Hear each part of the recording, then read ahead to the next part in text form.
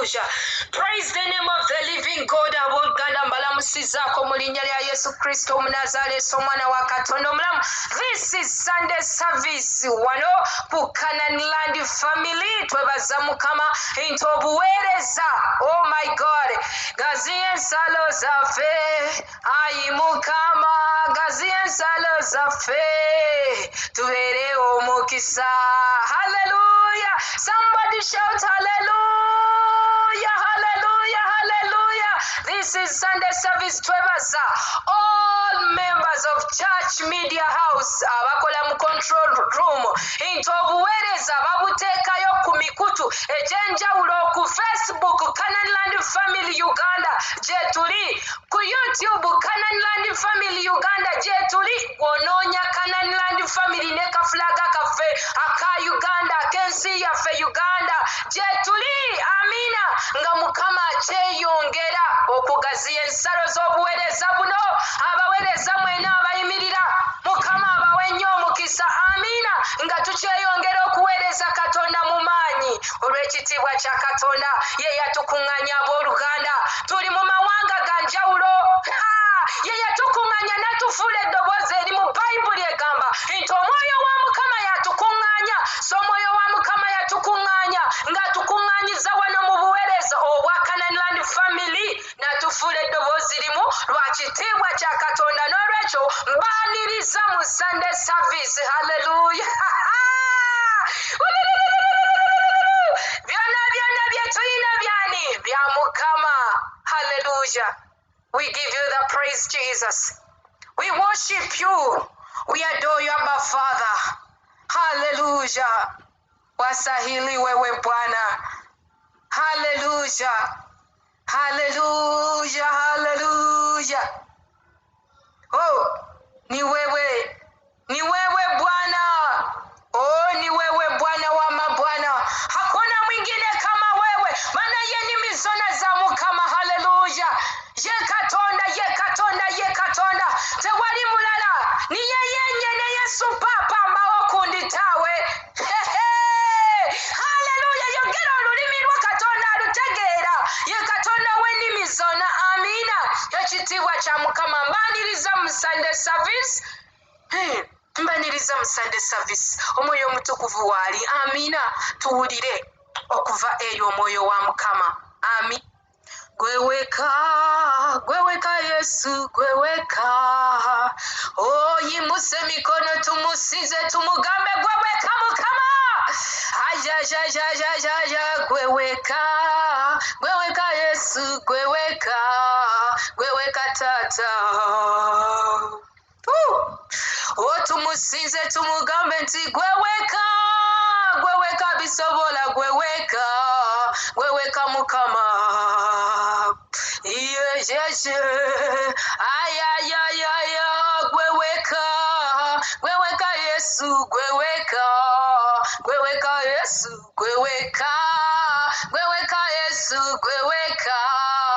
gweweka Yesu. We welcome all our viewers who are on YouTube Canaan Land Family channel. We welcome all our viewers who are on Facebook Canaan Land Family. Amina. Nafa abali wano mu church, online church.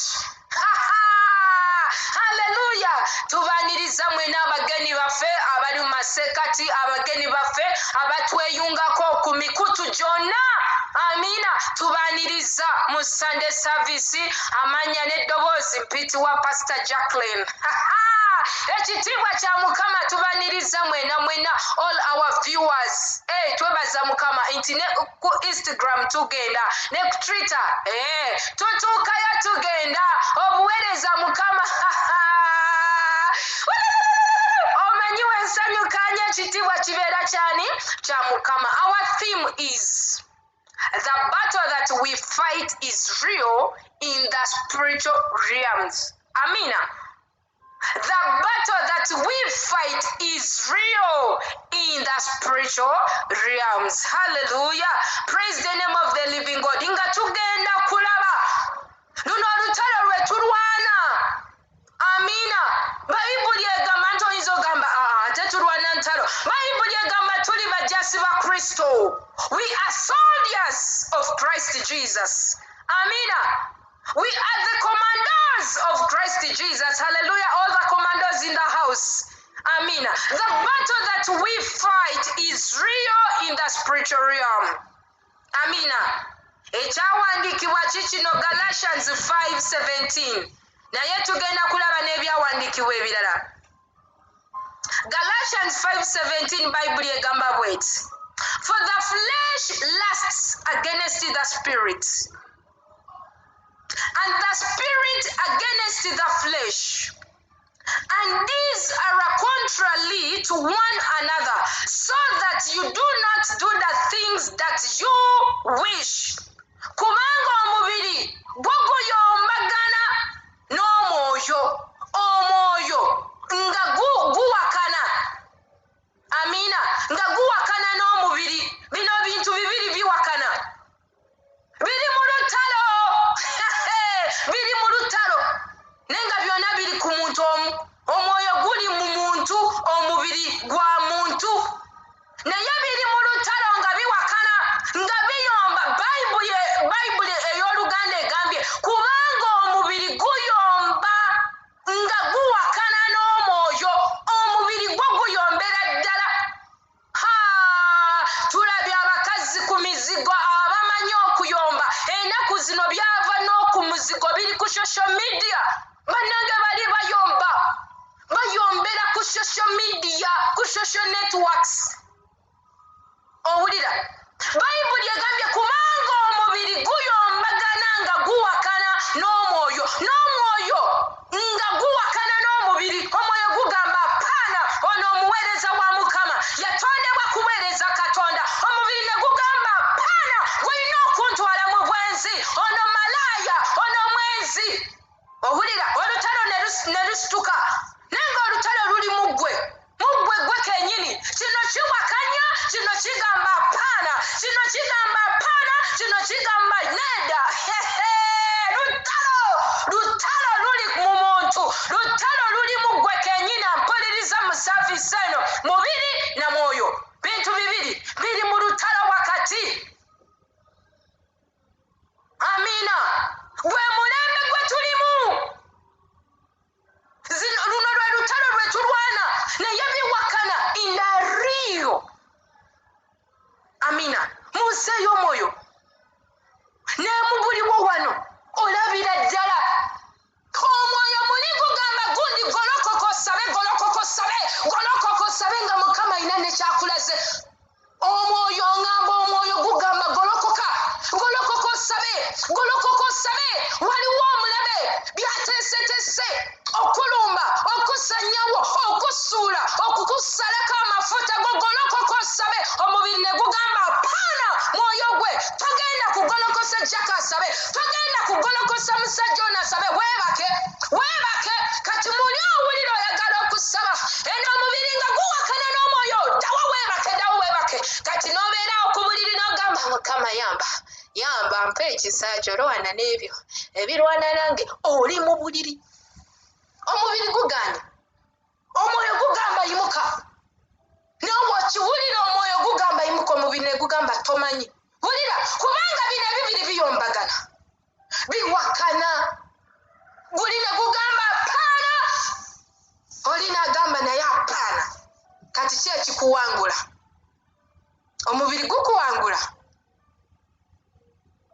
amina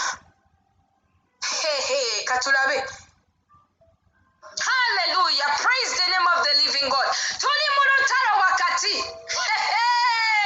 mukama yagamba kabaka gwe bayita Yekosefati n'agamba gwe Yekosefati n'abantu bowulira abantu ba Yuda olutalo si lwammwe the battle doesn't belong to you but the battle belongs to I the Lord of hosts amina kati naffe luno olutalo lwe tulimu lutalo katonda yatuwanguza amina jona badde mpaayo prayer request amidst sisimuka with the prayer amina neŋŋamba nti abooluganda tusabire Israel naye wulira 1 Samuel chapter 17 verse 1. Now the Philistines gathered their armies together to battle. Owulira bano ba Philistines bakuŋŋaanya eggye lyonna ne bajja ku lutalo nga balwanisa eggwanga lya Isirayiri. Philistines paka nakati ne Israel bakyali mu lutalo luno olwaliwo ku myaka gya Goliath. Bakyali mu lutalo. Amina. Israel kyawandiikibwa nti balina okuzzaawo ebisenge bya Yerusalemi. Philistines egamba mulimba, temugenda abizzaawo. Wabaddewo sisita eyabuziza n'agamba njagala onyambe ekyawandiikibwa ekyo kiri ludda wa kikino waneeno mu 1 Samuel chapter 17 ogenda kusoma yonna. Mukama waffe yeebazibwe. Olutalo luuluno naffe tuli mu lutalo wakati. Ngambye omubiri n'omwoyo biwakana, lutalo lwenyini birwanagana. Naye wulira luno olutalo lwaliwo mu buliwo ate nga lukyaliwo mu buliwo. Kati prayer request yabadde nti tusabire Israel kubanga yagenze ne signing a peace agreement with United Arab Emirates Dubai. Ne signing ne bakabaka wano Uganda gwe twandiise presidents batudde cabinet etude basayininga empapula nga bagamba Israel temundamu kulwanagana ne Philistines, temundamu kulwanagana nabo ng'obuzibu buvaawa. Israel erina okuzzaawo ebisenge bya Yerusalemi. Kati Israel nekkiriza negamba kale olutalo tetwagala, twagala ki? Mirembe. Naye n'olwekyo ebisenge bya Yerusalemi tebigenda kuddawo mirembe na mirembe. Eyo y'endagaano gye bakoze n'Abarabu. Eyo endagaano eriwo. Amina. Nze ebirala bannaye musobola okumbuuza musimanya ate politics. Nze byo sibimanyi. Kyemanyi kigambo kya Katonda. Kyemanyi eggwanga erya Isirayiri Bayibuli egamba it is the firstborn.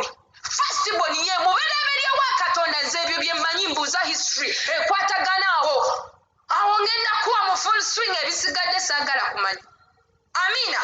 Kati wulira luno olutalo lwaliwo. Kati mu mulembe gwaffe tulina olutalo lwe tulimu ng'omwoyo guwakana n'omubiri. Luno olutalo lwali wakati w'aba Israel and the Philistines. Nga Goliathi asaze layini n'agamba amazima gennyini Israel ova weepanka sala layini eno. N'omuleme Setaani omubiri guwakana n'omwoyo ne gugamba layini yiino omwoyo mw'onooyita wano mbona omusabye asabe ojja kulaba. Awo omubiri ne gutabuka ne gukuleetera okuyombayomba, okwegombagomba obwenzi, okutabukatabuka bannange. Tuli mu lutalo wakati. Naye wulira ekyaliwo wakati w'aba Philistines and the Israel. Enyiriri nnyingi oba tutandiikirewa. Mukama waffe yeebazibwa abooluganda, tutandiikirewa. Haleluya. Kubanga Bayibuli egambye nti the Philistines baali balwana nga baludde mu lutalo n'abaana ba Isirayiri, naye nga Israel buli bwegendera ku lutalo ekubwa. Nga naawe muganda nge buli w'oyimuka okusaba n'okubwa, n'owulira onafuye, n'owulira okoye, n'owulira ate abeewamwe be balwadde, buli w'osabira w'osiibira abo we bakuweera amawulire amabi, ng'olabira ddala ate w'oyingira mu kusaba ate bw'ebizibu we byeyongerera. Bannange obwo buba bunafu. Weetaaga amaanyi ga Katonda, weetaaga ekigambo kya Katonda. You need a smooth stone. Tuli mu Sunday service ngambye you need a smooth stone. Kati nga nkuzzayo ku lutalo oluli mu 1 Samuel chapter 17 from verse 1 to the last verse of this chapter. The Philistines bagamba bwe bati Israel wano toyitawo. Nga naawe omwoyo omubi Setaani waawakana naawe n'agamba newankubadde walinnya ennyonyi wagenda emitala w'amayanja gwe tojja kuzimba. Wali wafunira ssente ne wabaawo ekigolokoka okulwanagana naawe. yawe nekikuziiza ezo sente ne zisaasanyizibwa bali wayagala okukola ky'olina okukola ekintu nekigolokoka ne kigamba paana gundi we are in the battle naye wulira nkujjukiza bayibuli egamba in the book of Jeremiah 51 verses 20 gwe mbazi ya katonda erwana gwe mbazi ya katonda erwana you need to be sharpened gwe mbazi ya katonda erwana ey'oluzungu negamba you are the battle axe of war that God uses. Amina.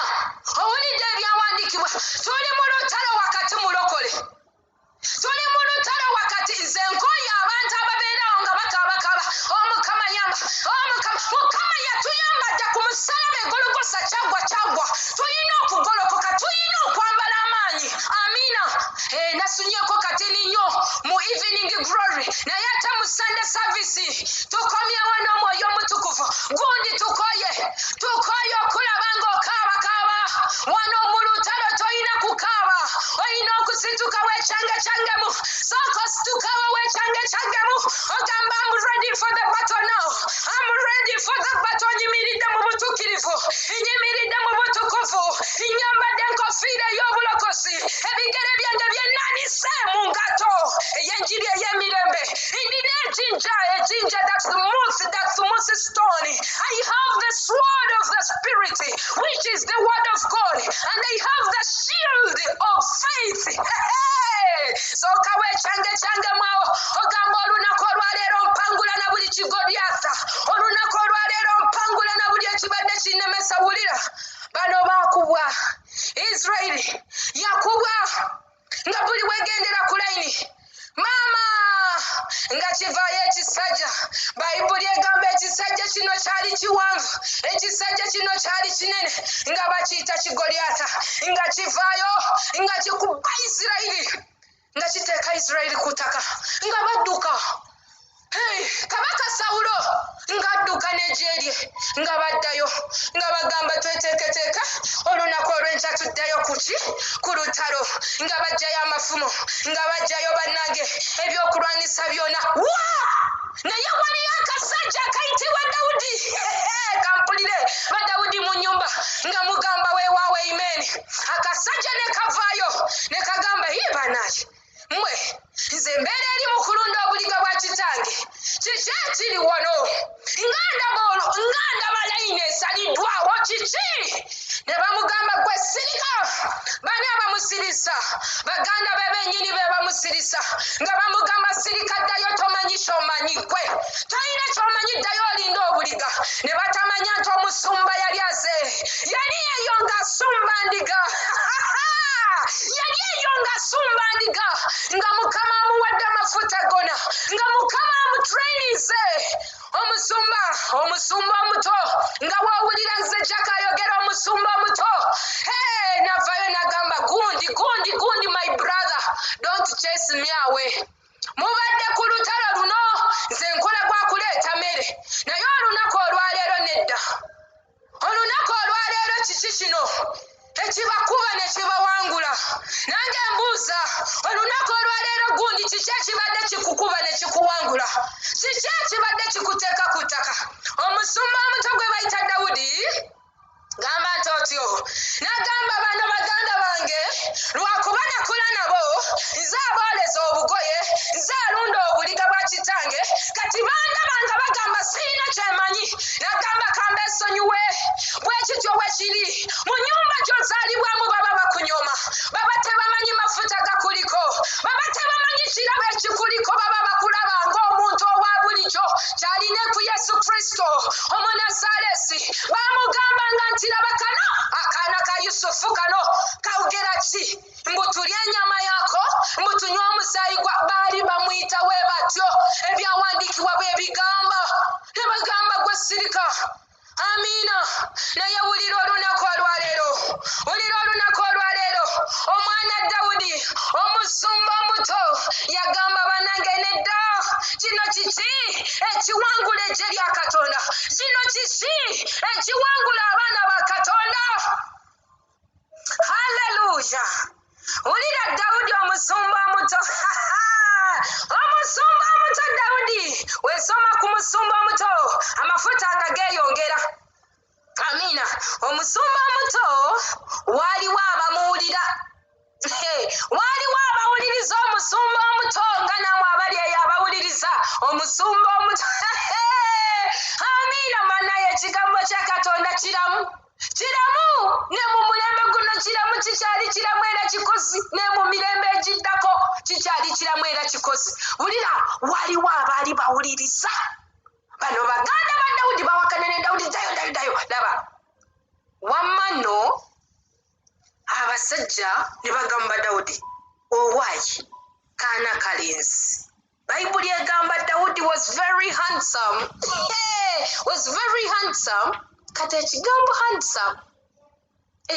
handsome, you should have something in your hand. Something in your hand. Amen. Awo nvuddewo kubanga ate we tugenda awo tuba tudda mu programu yaffe ya marriage and relationship. Amina. Ate saggala tugendeyo, tuli mu Sunday service. Amina. Handsome. Not the six pack. Not the channel host that we talk about. Not gamba. Wow. Oluvubuka olulungi. Si kyekyovaru, you should have something in your hand. Wulira, Dawudi n'atuuka ewa kabaka we bayita Sawulo. N'agamba naye kabaka, omuntu anaakuba ekisajja kino munaamuwaaki? Munnaye Bayibuli egamba byonna biri awo mu 1 Samuel. Ne bakkirizaganya ekirabo ky'alina okutwala singa oli avaayo n'akuba kino Kigoliyaasa. Amiina. Awo sigendagendayo nnyo. Mukama atraininga Dawudi eyo mu nsiko gye yalundiranga obuliga oba endiga. Amiina. Munaye Sawulo n'akkirizaganya nani? N'akkirizaganya ne Dawudi. Kati katutandikira ku lunya olwa 38. Olwa 38 ne lugamba, so Saul clothed David with his armor and he put on a bronze helmet on his head. He also clothed him with a coat of a mile. David fastened his sword to his armor and tried to walk, for he had not tasted them. And David said to Saul, I cannot walk with these, for I have not tasted them. So David took off them. Oh, what did Banange Saulo ng'ayambaza Dawudi ebyokulwanisa, n'amwambaza engato zino ez'abajaasi abagenda mu lutalo okulwana, n'amusiba emikoba emisipi gyonna banange byonna bye mumanyi bano abasirikale bye bakozesa mu kulwanisa. Sawulo n'agamba amazima bino sibyambalangamuko era n'agamba bannange sibisobola. Kati wulira, waliwo ebintu by'olina okweyambula byebikukubya, byebyakubya abaana ba Isirayiri. Olina okweyambula obusungu bwe bukukubya, olina okweyambula olugambo okugeya lwe lukukubya, lwakubya Miryamu ne lusiba abaana ba Isirayiri mu kifo kimu nnaku 7 nga tebatambula. Ogaanye okweyongerayo, oli wano Mukama anyamba, lugambo lwe lukusibye, byeyambule. Wulira, olwa 38 1 Samuel chapter 17 verse 38, Bayibuli egamba nti Sawulo yawa Dawudi ebyokwambala ebyokulwanisa, ekikofiira, kihelmet ekyo, bannange biki, n'agamba sibisobola. Omusajja yaganda n'agamba sibisobola bannange, ng'olabira ddala ekintu ekikukubya okimanyi. Malala, buyambula amalala, ekintu ekikukubya okimanyi, kweraga. Oveeri n'otweragirako wana you know, gondi byeyambule. Amina.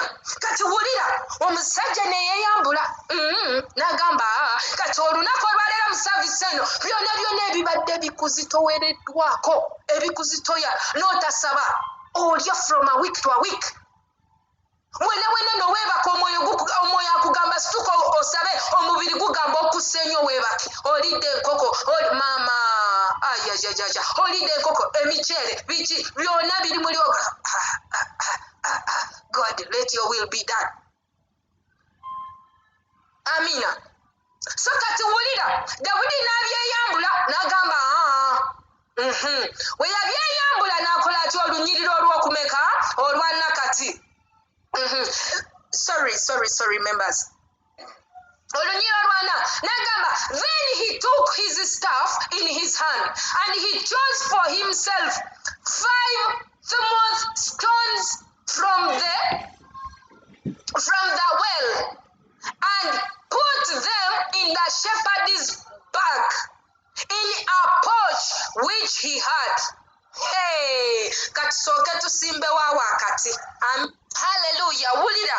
1 Samuel chapter 17 verse 40. Then he took his staff in his hand and he chose for himself. He chose neyerondera amayinja amawewevu. Kansubire, that is the right word in Luganda, smooth. Amawewevu. Nagaja mulusi banange bano abaana ba Israeli balwana awo wenyini we bateeko line oba wenyini olutalo we waliwo omugga ninga bo tebasobola gamba nti bannange katugende ku mugga guno bannange Yesu Kristo yaliwo. Yesu gwe mugga ogw'obulamu. Omugga gwaliwo olutalo we lwali nenga tewali kikutwalira musumba bannange kyatwalira musumba Dawudi okukka mu mugga guno. Wulira olunyiriro olwana. Then he took his staff in his hand and chose for himself. He chose for himself amayinja agali smooth okuva mu mugga n'agateeka mu bbaaga ye oba okiraba.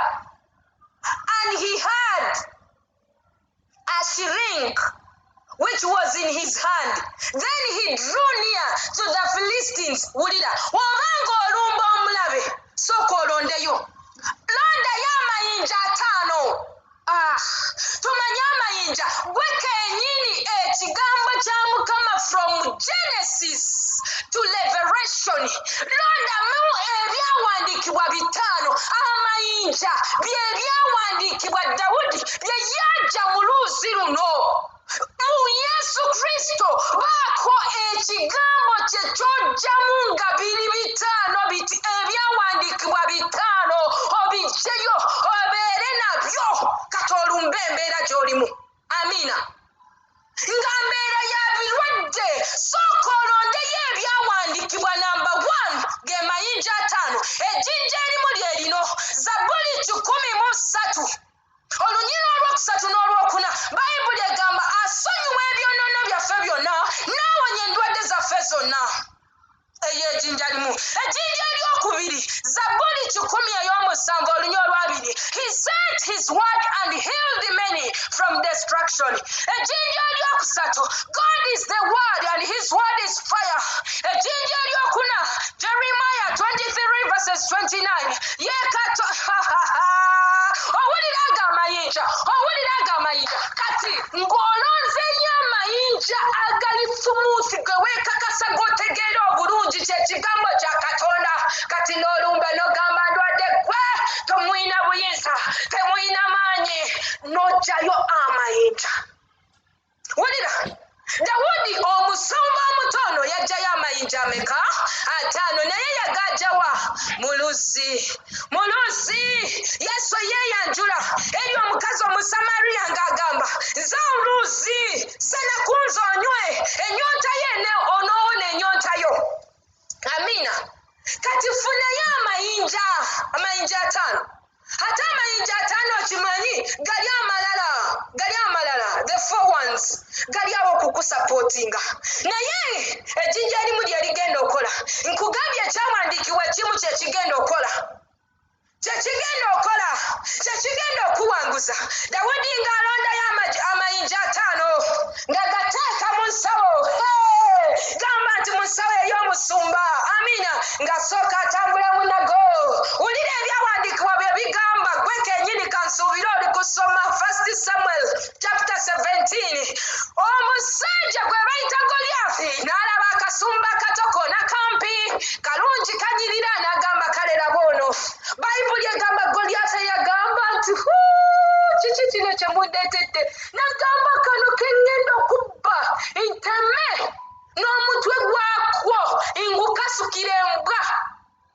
ziri omutwe obunyonyi bulye omubiri gwe. Dawudi n'agamba kale. Dawudi n'alonda neyeyongera okulonda amayinja. Gundi weyongera okusoma ekigambo kya Katonda, weyongera okutegeera ekigambo kya Katonda, okitegeera okimanye nti for us we do not fight against flesh and blood but we fight against principalities. Weyongera okutegeera ekigambo kya Katonda, wonaategeera ekyo byonna ogenda kubyeyambula ebibadde bikukubya ogenda byeyambula. Dawudi tuli ku lunyiri lwana. Dawudi munnaye n'akwata omuggo gwe mu ngalo mu mukono gwe n'akka mu mugga ye kennyini ne yeerondera amayinja. Londa yenyiririza otegeera obulungi, totamwatamwa. Londa yenyiririza otegeera obulungi, oyimirire mu ezo osabe owangule. Munnaye we yalonda amayinja n'amala n'asemberera lineje lye tuyise the Philistines. Olwanamulumu Bayibuli egamba, so the Philistine came and began drawing near to David, and the man who bore the shield went before him. Owulira olwanamubbiri Abafirisuuti bano bwe baalaba Dawudi ng'abasemberera ng'ajja gye bali ne baseka ne bagamba kale laba akavubuka akataako ate nga kalabika na bulungi ke kajja. Olwanamu 3. So the Philistines said to David, am I a dog that you come to me with the sticks? Olaba babuuza Dawudi ye yalina miggo gye mu ngalo n'amayinja agatadde mu bbaaga. Omusajja tamanyi nti amayinja akoze eki? Ono omusumba omutaagayina tamanyi nti alina ekigambo kya Mukama. Gundi ekigambo kya Mukama tekirabika wagguluwo naye obeera nakyo munda mu ggwe. Kyova olaba Dawudi yalonda amayinja gano amaweweevu n'agateeka mu nsawo, ate ono yategeerako nti gali mu nsawo. Buli akulaba tasobola kumanya nti olina kigambo kya Katonda unless you open up and you begin preaching to them. Amina. Omusajja alonze amayinja. Munnaye wulira okunyooma okuli awo wonna weesomere muganda wange, weesomerewo 44, 45, 46, weesomerewo. Amina. Kati tuli kulwana mumeka 48. So it was when the Philistine arose and came and drew near to meet David that David hurried. Owulira Dawudi n'ayanguwa n'adduka. Kati mu lutalo luno olina okwanguwa. Singa obeera awo noweekyereba nja kusaba omulaba aba akuwangula. Amina. Bayibuli egamba David hurried and ran towards the army to meet the Philistines. Olwanamu 9.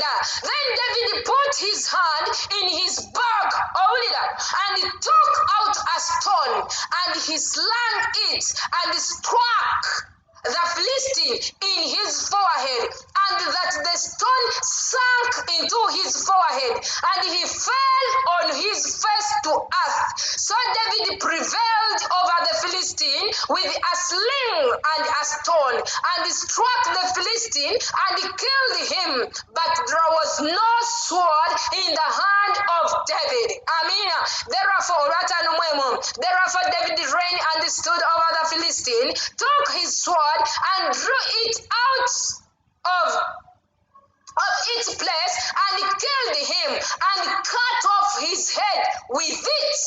And when the Philistines saw that their champion was dead, they fled. Amina.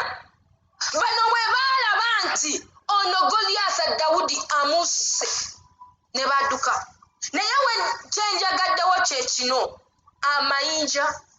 amayinja gundi funayo ebyawandiikibwa.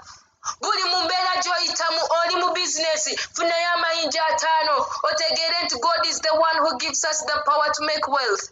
Blessed are the works of our hands. He teaches us the way to go and to make profit. Tuli mu lutalo wakati ng'olina kubeera na byawandiikibwa. Na buli mbeera kyekuyisa mu mbeera eyo. Koma okukaaba n'okaaba amaziga tegagenda akola ki? Tegagenda kuwanguza. Omulabe ayagala akulabe ng'okaaba. Amiina. Naye Bayibuli egamba Dawudi ye yalondayo amayinja 5. Awo wooli Yesu waali, awo wooli Omwoyo Omutukuvu waali, olina kwewaayo ogambayo Omwoyo Omutukuvu, leka nkwase ekigambo kyo kubanga kyekimpanguza, kubanga ekigambo ky'omuliro, kubanga ekigambo ky'onyondo. Funa ekigambo kya Mukama obeere ng'otambula nakyo. Amiina.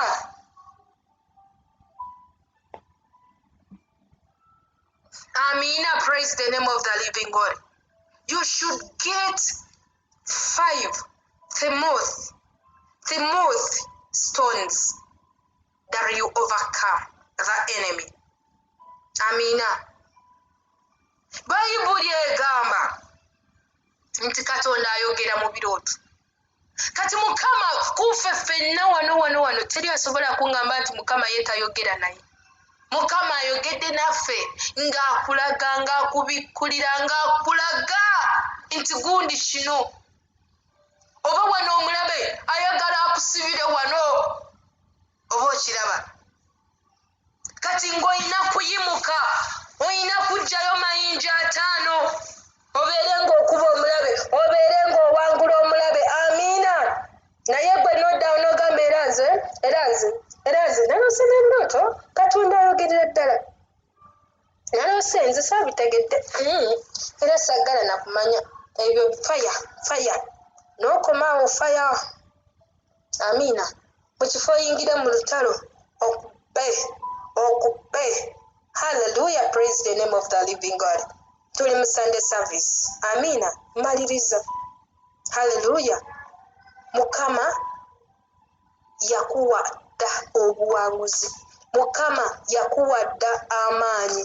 Gwalina okupositioninga yourself. You pick the smooth stones. You pick the word of God. Bible ejude the word of God. You pick the word of God from the Bible. Otambule n'ekigambo kya Katonda mu buli mbeera gy'oyitamu ng'omanyi ekigambo ky'olina okukozesa mu mbeera eyo ogiveemu. Pawulo yagamba tulwane olutalo olulungi.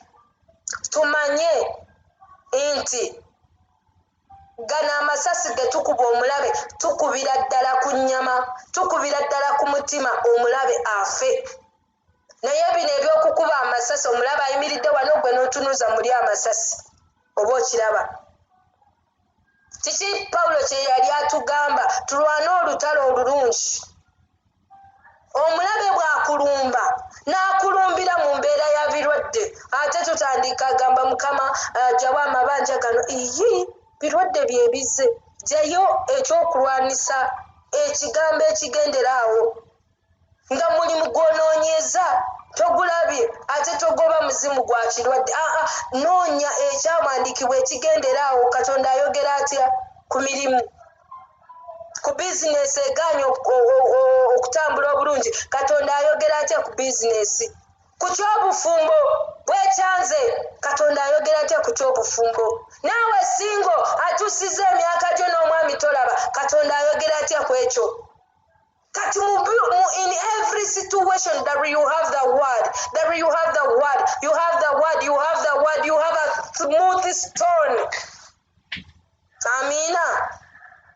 Owangule. Tuli mu lutalo lwennyini. Naye olutalo luno ate lwangu kubanga lwa Mukama. Ffe tuli mbazzi za Katonda ezirwana. So you have to be sharpened. You have to stand in righteousness. You have to stand in holiness. You have to call upon the power of the living God. Bwe twatandikidde omubiri guwakana naki? N'omwoyo. Omwoyo nagwo ne guwakana naki? In fact guyomba. Bayibuli egambye biyomba. Okuyomba kwennyini mpaka kati olina okuwakana naawe ogambe Mukama nze n'omwoyo tuwangula omubiri guno nze sigenda kunafuwa nga bwendya n'olya breakfast n'olya lunch waliwo abali awo ku ssaawa 6 awo oba 5 ate ku ssaawa 8 ne balya ate ku ssaawa 9 ne balya ate akawungeezi ne balya n'okusaba olina okukola bw'otyo ng'osaba ku makya osabe awo ku ssaawa 5 osabe awo ku ssaawa 8 osabe awo ku ssaawa 9 osabe ku 12 osabe kwemu oli mu kusaba 3 za kiro oli mu kusaba 6 za kiro oli mu kusaba 9 za kiro oli mu kusaba osobola okumbuuza nti kisobokera ddala ndina muganda wange gwe nasharingako naye ne mugamba naye amazima gennyini ne mugamba sooka ombuulire kojja wange ne mugamba Mukama waleeta omusajja kati tayimuteebo yange eneekyuka etya kubanga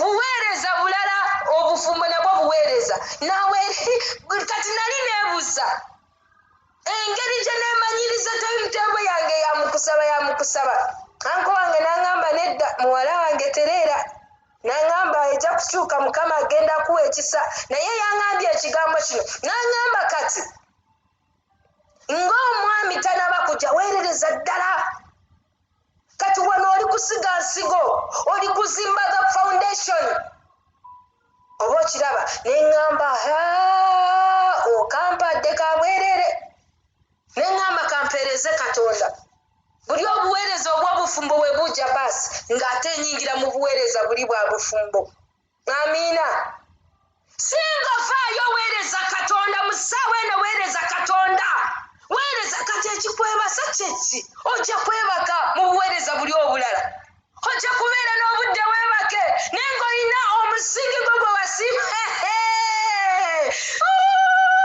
kampeereze Katonda kubanga waliwo obuweereza bwenengera bwenyingiramu amiina kampeereze Katonda wano kubanga ani agenda okuŋŋamba nti gunda ate kyayi ssaawa zino naye ng'ate ajja ate nga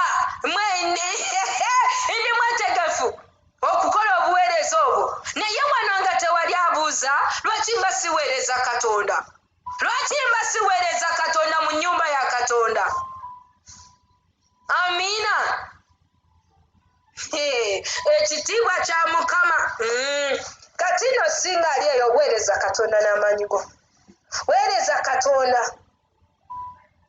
kubanga tosobola kunimba nti olemererwa okuweereza Katonda wano ng'oli singa Mukama akuwa omusajja oweereze ate omusajja ayagala ogolola engoye ze ayagala ate nga buweereza nabwo olina okukola kati kati eno n'oweereza otya kati ssaawa zino this is your right time weereza Katonda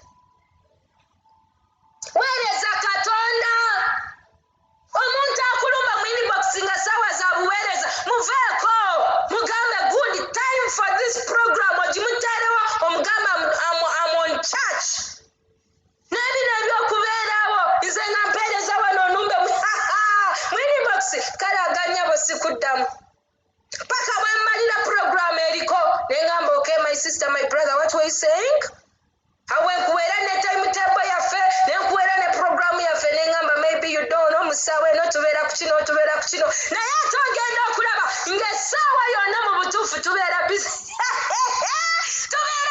programu yaffe etambula kati mba nina okubeera mu each and every program lwakuba am still single siina agamba gundi jangu kati baganda bange abali mu ofiisi eyo nammwe tumanyi kyemuyitamu naye wafunidde akaseera jangu oweereze Katonda ekiseera kigenda kutuuka ate nga kituuse kyekino ng'oyingira mu we usher you into another ministry we are soon ushering our pastor Mugaga John into that ministry amina kati wano weereza Katonda freely simanyi ate oba nabyo biyiseewo bitya naye omwoyo omutukuvu ayagadde tubitegeere mu linnya lya Yesu Kristo Omunnazaaleesi yimusa emikono gyo tusabe Katonda omulamu, Katonda omwesigwa, tukwebaza olwa Sunday service kabaka wa bakabaka. Oyogedde naffe Mukama nti tuli mu lutalo ng'omubiri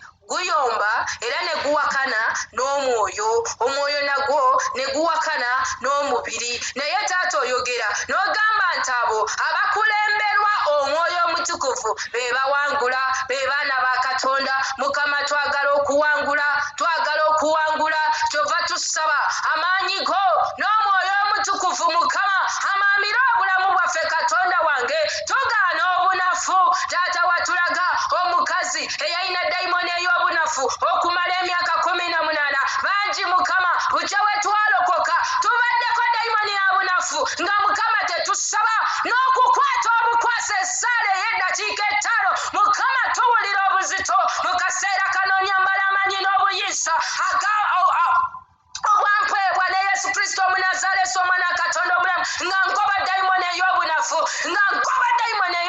na muliro. Abaweereza bonna abaweerereza mu kifo kino, abo bonna ababaddeko dayimoni ey'obunafu, ey'obutayimirira, ey'obutaweereza, njokya na muliro kakati mu linnya lya Yesu Kristo Omunazaalesi, omwana wa Katonda omulamu, ngikolimira okufa eyokebwa egende mu nsenyi enkalu mu linnya lya Yesu Kristo Omunazaalesi, omwana wa Katonda omulamu. Enjegere zonna ezibadde zikuta abaweereza obutayimirira, obuteeyongerayo Mukama, entiisa y'omubi eyebadde erumbagana abaweereza obuteeyongerayo, eyo Mukama tugyokya na muliro mu linnya lya Yesu Kristo Omunazaalesi, omwana wa Katonda omulamu. Muganda wange yimusa emikono gy'osabe. Tuli mu Sunday service. Saba ogambe Mukama, mpulidde ekigambo ky'olunaku olwaleero, mpulidde ekigambo ky'Omukama. Naye nzize Katonda omulamu, Katonda omwesigwa, yegwe manyiga ng'omwoyo omutukuvu, yegwe manyiga ng'omwoyo omwa Mukama.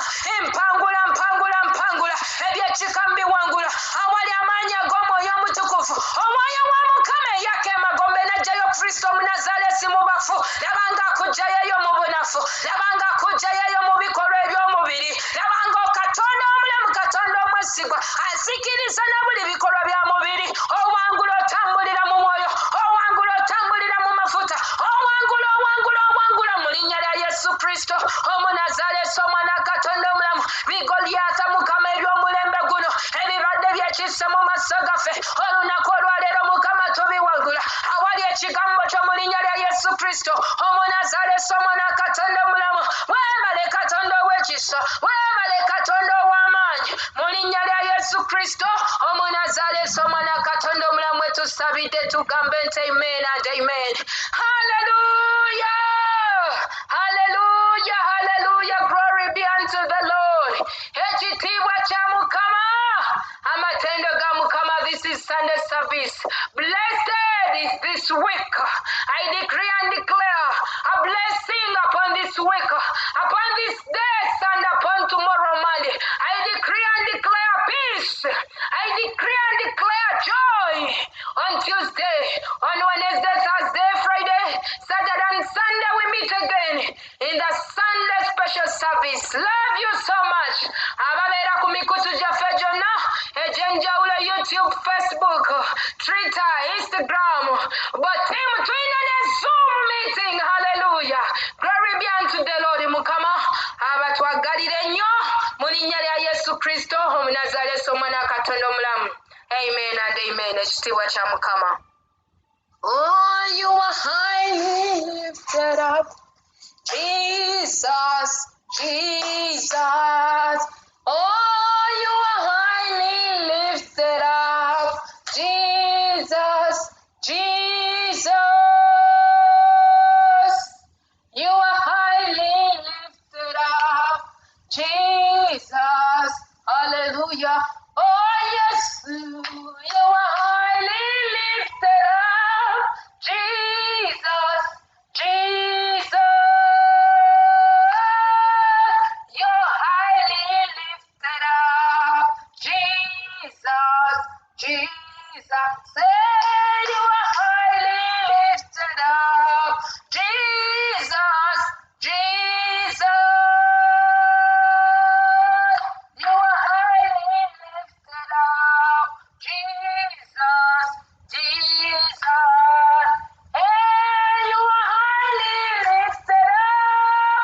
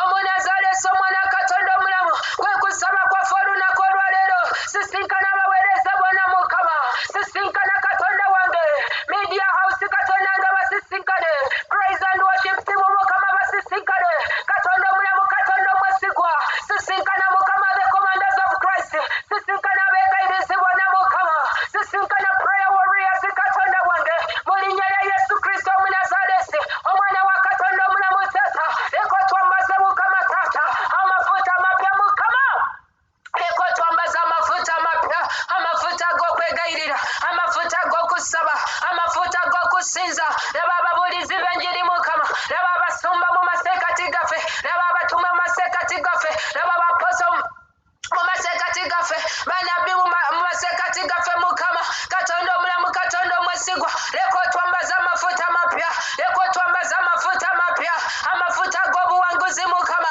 enjala n'ennyota Katonda wange leka ogisumulule ey'okusoma ekigambo kyo ey'obutuukirivu Mukama tujjuzibwe Katonda omulamu Katonda omwesigwa mu linnya lya Yesu Kristo Omunazaleesi omwana wa Katonda omulamu tuyambe ng'abaweereza Mukama tuyambe Katonda wange ng'ekkanisa Canaan Family Mukama tuyambe mu linnya lya Yesu Kristo Omunazaleesi omwana wa Katonda omulamu bw'ototuyamba Omwoyo Mutukuvu tewali anaatuyamba Taata tuzze otuyambe Mukama tuzze otuyambe Mukama otuzze bujja Kabaka w'abakabaka waliwo ababadde banafuye mu nsi ey'omwoyo waliwo ababadde banafuye mu buli wa Mukama naye Katonda wange basisinkane olunaku olwaleero mu saavisi eno tambula obasisinkane Mukama obaze bujja obaze bujja obaze bujja obaze bujja obaze bujja mu linnya lya Yesu Kristo Omunazaleesi omwana Katonda omulamu obaze bujja Katonda ow'eggye obaze bujja Katonda ow'amaanyi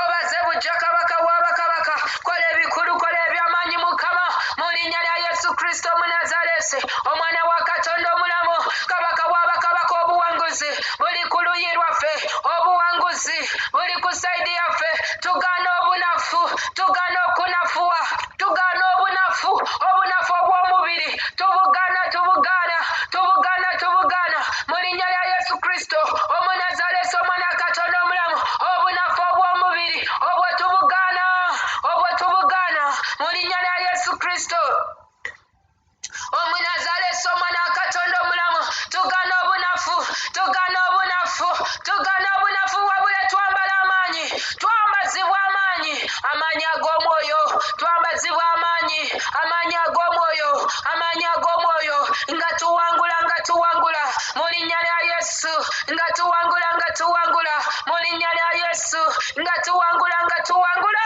mu linnya lya Yesu Kristo Omunazaleesi omwana Katonda omulamu Taata oyo abadde anafuye olw'ebirwadde Mukama leka omusisinkane era nga tuwangula mu linnya lya Yesu Kristo Omunazaleesi omwana wa Katonda omulamu oyo abadde aweddemu essuubi leka omusisinkane era nga awangula mu linnya lya Yesu Kristo Omunazaleesi omwana wa Katonda omulamu Kabaka w'abakabaka Taata oyo abadde alaba nga Mukama obuweereza bwe bugenda tuwangula mu linnya lya Yesu Kristo Omunazaleesi ngambye laba awangula gundi owangula obadde ofuna galooto gabigona olunaku olwaleero galooto agabigonagona gookebwa na muliro mu linnya lya Yesu Kristo Omunazaleesi omwana Katonda omulamu tosumulula omuliro okwokya era okusaanyaawo amaanyi amabigona omuliro gwa Yesu okwokya era okusaanyaawo amaanyi amabigona amaanyi agaziza abaweereza amaanyi agakwata abaweereza amaanyi aganafuya obuweereza agogookebwa na muliro mu linnya lya Yesu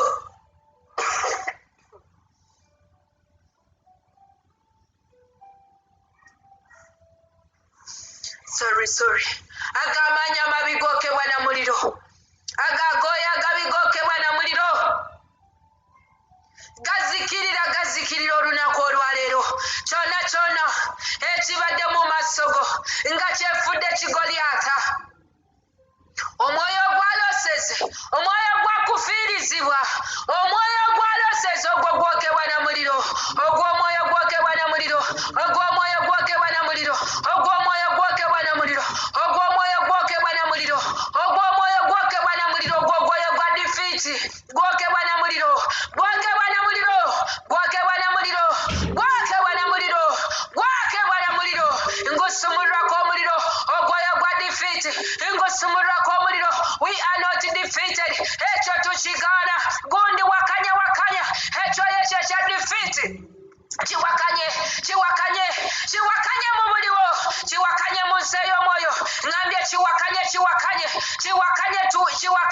Bible egamba ffe tuli bawanguzi mu Kristo Yesu tuli bawanguzi n'okukirawo tuli bawanguzi mu Kristo Yesu tuli bawanguzi n'okukirawo wakanye ekyoyo kya defeat chiwakanye you're not defeated my sister you're not defeated my brother but you are a conqueror in Christ Jesus you are a conqueror in Christ Jesus ribosikataya manderebo ribasakata makosia boseketerebo ribasakataya marebo sitaya rimakosia babo mulinnya lya Yesu Kristo Munazareti ekyo defeat tukwocha n'omuliro omwoyo gwa defeat tukwocha n'omuliro tukuwangula olw'omusaayi gw'omwana gw'endiga tukwocha n'omuliro ekyo defeat kyokebwa n'omuliro kakati Yesu Munazareti yakakunsi nasuula omuliro tukasuka omuliro ku byoya bya defeat twacha na buli ebyoya bya defeat byonna twacha na buli ebyoya bya losesi byonna abalimite mugenda kufiirizibwa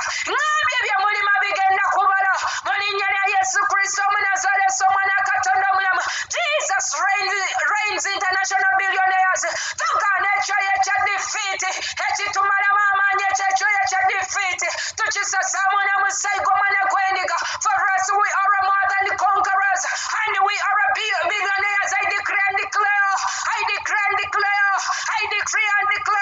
on behalf of Jesus reigns billionaires mu linnya lya Yesu Kristo Munazareti omwana wa Katonda omulamu our company is more than conquerors our company is more than conquerors and we are rich mu linnya lya Yesu Kristo Munazareti omwana wa Katonda omulamu there is none who is a failure omwoyo gwa failure tugukubaana omuliro gwa Kristo Yesu omwoyo gwa failure tugwocha na muliro ngambye omwoyo gwa failure tugwocha na muliro omwoyo gwa failure tugwocha muliro gundi yakyo omwoyo gwa failure ogubadde gukutambulirako ogubadde gukulondola ekyoyo kya failure tukyocha na muliro mu mannya g'omwoyo omutukuvu mu linnya lya Yesu Kristo Omunazareti omwana wa Katonda omulamu ekyoyo kya failure tukyocha na muliro gundi you are not a tail ekyoyo ekikusembya tukyocha na muliro Bible egamba you are a head not a tail ekyoyo ekikusembya tukyocha na muliro ekyoyo ekikusembya tukyocha na muliro ekyoyo ekikufuula omukira tukyocha na muliro talina omwali mu buweereza buna Katonda omulamu Katonda mwasigwa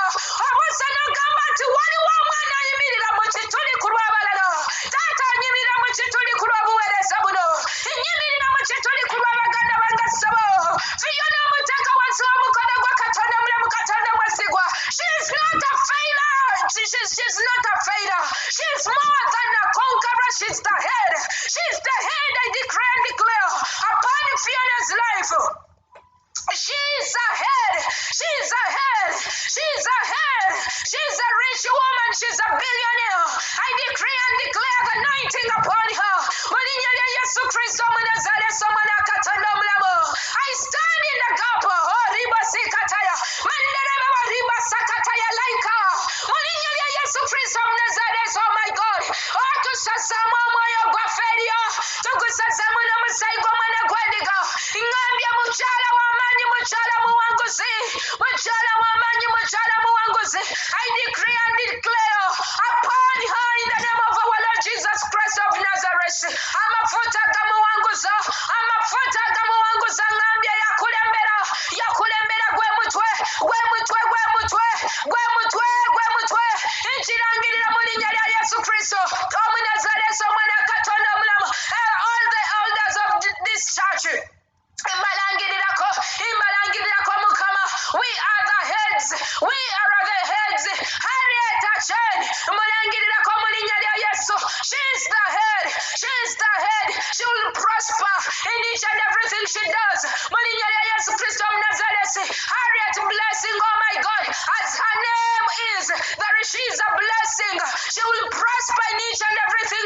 conquerors. Mulinya lya Yesu Kristo Omunazalesi. She is the head. Ekirangirira mulinya lya Yesu Kristo Omunazalesi omwana wa Katonda omulamu. Kabaka w'abakabaka ssebo. Inyimirira wa Katonda wange. Mukituli ku lw'aba elders b'ekkanisa. Mukama mbalangirirako obuwanguzi okulakulana. Mbalangirirako obuwanguzi. Nangirira bizinesi ezikakati. Mulinya lya Yesu Kristo Omunazalesi omwana wa Katonda omulamu Jehova. We have billionaires and ministers, oh my God.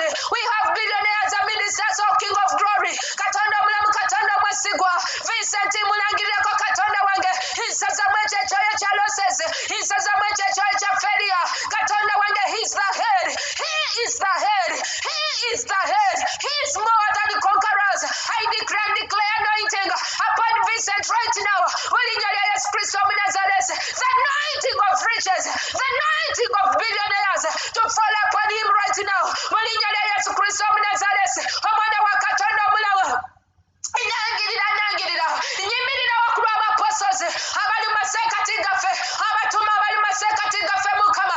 Apostle Ronald Katonda wange, Apostle Auma Katonda wange, mbalangirirako Katonda omulamu Katonda omwesigwa.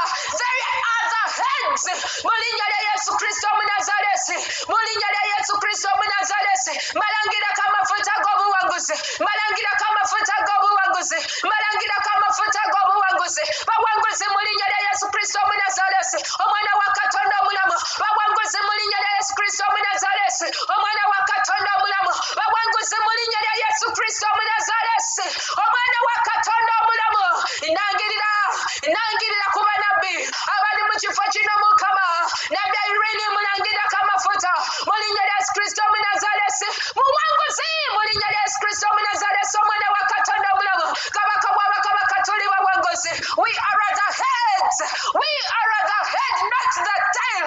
Mulinya lya Yesu Kristo Omunazalesi omwana wa Katonda omulamu nga Serabide omutume James kabaka w'abakabaka yamutwasa simukira omwoyo ogwekubeera tails ogwetugusazaamu mulinya lya Yesu Kristo Omunazalesi omwana wa Katonda omulamu Taata. Abasumba abali mu kifo kino Mukama, omusumba Emmanuel Katonda wange muteeka wansi w'omukono gwa Katonda omulamu Katonda omwesigwa. Abasumba bonna Katonda wange ssabo oyimusiza mu buweereza buno Katonda wange. Tuvunama wansi w'omukono gwa Mukama. Tuvunama wansi w'okubeera w'okwa Mukama Taata. Wansi w'amafuta go Katonda wange. Otuyimuse kabaka w'abakabaka ssebo. Otuyimuse Katonda w'ekisa Katonda ow'amaanyi.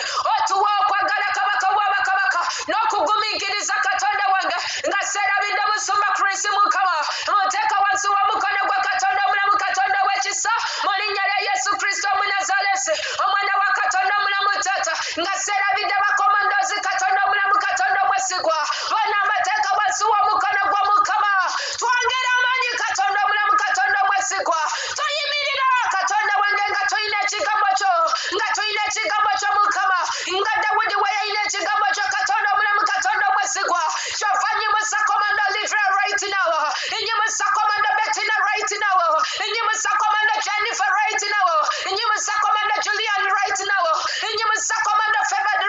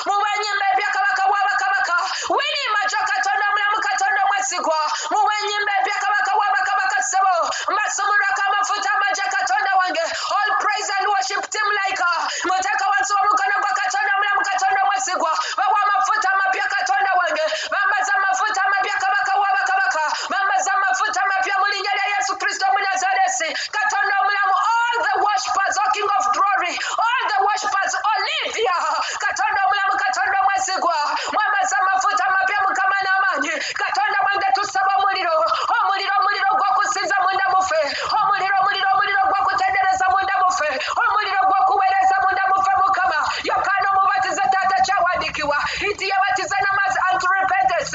Naye Yesu Kristo Munazareti omwana wa Katonda omulamu atubatiza n'omuliro, atubatiza n'Omwoyo Omutukuvu. Laba tuli mu maaso ga Katonda omulamu, Katonda omwesigwa. Leka tubatizibwe Mukama Taata mu saavisi eno Katonda wange. Leka tubatizibwe Katonda wange. Leka tubatizibwe Mukama n'omuliro. Leka tubatizibwe Mukama n'omuliro. Ogw'omuliro gw'okusinza, ogw'omuliro gw'okuweereza, ogw'omuliro gw'okutendereza. Enyimusa abaweereza bonna Katonda omulamu, Katonda omwesigwa. All the administrators Katonda omulamu, Katonda omwesigwa. Mukama tuwe ennyota Katonda wange n'omuliro. N'enjala Katonda wange ey'okuweereza. Mu linnya lya Yesu Kristo Omunazaalesi omwana wa Katonda omulamu, kabaka w'abakabaka ssebo abeegayiriza ab'omu kifo kino Mukama Katonda wange, kabaka w'abakabaka Rose mateekansi omukono gwa Katonda wange. Rose akwali kabaka w'abakabaka, yamba Katonda ow'ekisa.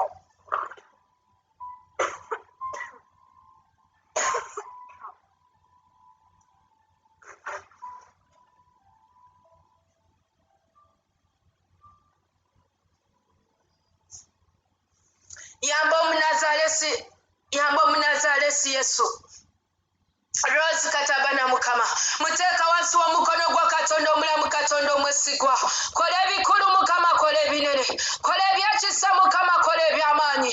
Katonda wange abaweereza bonna abayimirira Katonda wange Lunch Awards, Mukama leka obasisinkane kabaka w'abakabaka. Obawe ekigambo Mukama Taata ekijja ekiva ku Namulondo ya Katonda wange, abayimira mu Evening Glory Mukama ssebo. Mukama leka obasisinkane obawe ekigambo ekijja kabaka w'abakabaka Taata. Weebale Omunazaalesi Yesu, weebale Katonda ow'ekisa, weebale Katonda ow'amaanyi Mukama. Okola bikulu, okola binene, okola ebyekisa Katonda wange. Osaanidde ekitiibwa ky'amawanga, osaanidde kabaka w'abakabaka, osaanidde Katonda ow'ekisa. Ani alinga gwe Mukama? Tewali alinga gwe. Oli Katonda akola ebikulu, oli Katonda aseeteza ensozi, oli Katonda akwata ku nsozi ne zinyoka omuliro, oli Katonda aggyayo obusozi sozi, oli Katonda aggyayo agasozi sozi Mukama. Labanga gavaayo, agabadde mu maaso gaffe gavaayo gokebwa na muliro, agavaayo gokebwa na muliro. Bayibuli egamba, oh, the mountains melt at your presence, oh my God. Labanga ensozi ezo zokebwa omuliro, labanga ezo ensozi zokebwa n'omuliro, labanga ezo ensozi zokebwa n'omuliro, ezo ensozi zokebwa n'omuliro, ensozi ez'obwavu zokebwa na muliro, ensozi ez'obumasikini zokebwa na muliro, ensozi ez'okusirana zokebwa na muliro, ensozi ez'ebidibo zokebwa na muliro. Byonna ebibadde byekisa mu maaso gaffe byokebwa na muliro, byokebwa na muliro. Ngambye byokebwa na muliro mu linnya lya Yesu, byokebwa na muliro mu linnya lya Yesu Kristo Omunazaalesi omwana wa Katonda omulamu. Byokebwa na muliro, byokebwa na muliro. Ebisiza abaana ab'obuwala obutafumbirwa, ebyo byokebwa na muliro, byokebwa na muliro. Ebyo bigolyaka byekika, ebyo bikawuula, byonna byokebwa na muliro, byokebwa na muliro, byokebwa na muliro. Ezo ensozi zivaawo, ebyo ebigolyaka bivaawo, ebibadde byekisa mu bulamu bwaffe olunaku olwaleero bivaawo, olunaku olwaleero byokebwa na muliro, olunaku olwaleero bizikirira. Babange bisuuleko omuliro, bikasukeko omuliro. Kwata omuliro gukasuke, kwata omuliro oyokye. Ebyo byonna ebibadde byakuwamba, ebyo byonna ebibadde byakuziza, gundi bibadde bikuziza, oyagala okweyongerayo mu nsi ey'omwoyo, naawe ng'olabira ddala waliwo ebikuziza, naawe ng'olabira ddala nti waliwo limitations. Byokye na muliro, byokye na muliro, ngambye byokye na muliro, byokye na muliro. Bikoowolereko omuliro, bikoowolereko omuliro, bizikirire, bikoowolereko omuliro, bikoowolereko omuliro. Emyoyo egyekika gyokye na muliro, gyokye na muliro, gyokye na muliro. Omwoyo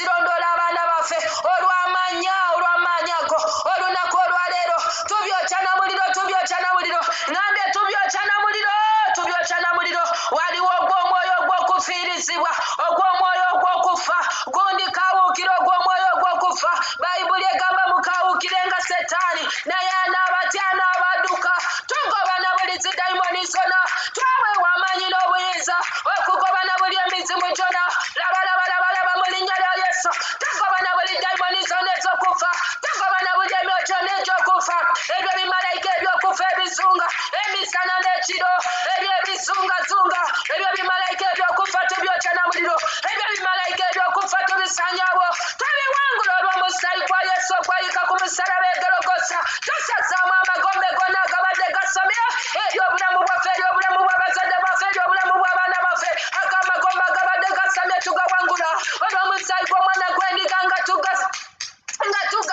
tugaziika katonda omulamu katonda omwesigwa agamagombe agabadde gasamye laba nga tugayiwamu omusaayi gw'omwana gw'endiga nga tugayiwamu omusaayi gwa yesu tewali n'omu ng'amagombe gagenda kumira tewali n'omu agenda okumiribwa n'amagombe ekyo gundi wakana nakyo kisazeemu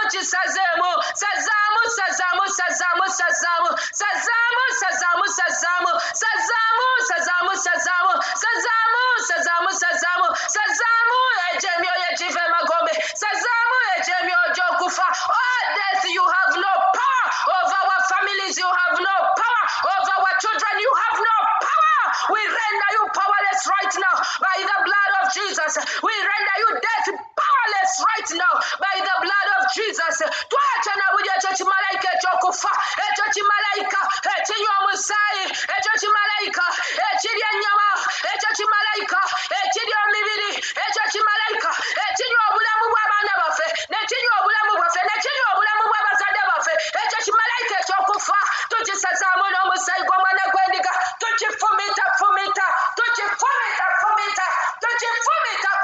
nga tukisazaamu tukifumita mu linnya lya yesu kristo omunazaalesi omwana wa katonda omulamu gundi oli mbazi ya katonda erwana tamaatama ekyekyoyo ekyokufa tamaatama ekyekyoyo ekyebirwadde tamaatama ekyo kimalayika ekyo ekyebirwadde ekyo ekimalayika ekyo eky'omukizikiza agagooya agabi emizimu emisaamu ebiteega byonna byokya na muliro tobisumululako bbamu ez'omwigulu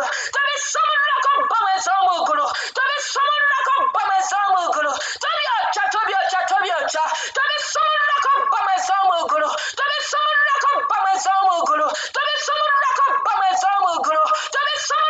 bbamu ez'omwigulu nga byokebwa ngamba ebiteega ebifiini ebitambo ebikwa byonna ebisiraani ebibadde bikuziza gwokukwata ku mukisa gwo ebisiraani byekika byava ku bakisenga byava ku bataata byava ku bakoja byava ku b'eŋŋanda ebyo byekutuleko munnanga oli mu kika kitukuvu ekya yesu kristo omunazaalesi omwana wa katonda omulamu kati lumbagana ebyo ebyekika egy'emyoyo egiva ewamwe gye bakuzaala gw'omanya ekika kyewamwe bisazeemu na muliro bisazeemu ng'obyokya na muliro ng'obisazaamu n'omusaayi gw'omwana gw'endiga ng'obisazaamu katonda omulamu katonda omwesigwa tusazaamu agooyo gonna tusazaamu amaanyi amabi gonna agooyo agabi gonna agava ku kika kya kitange ago tugasazaamu mu linnya lya yesu kristo omunazaalesi omwana wa katonda omulamu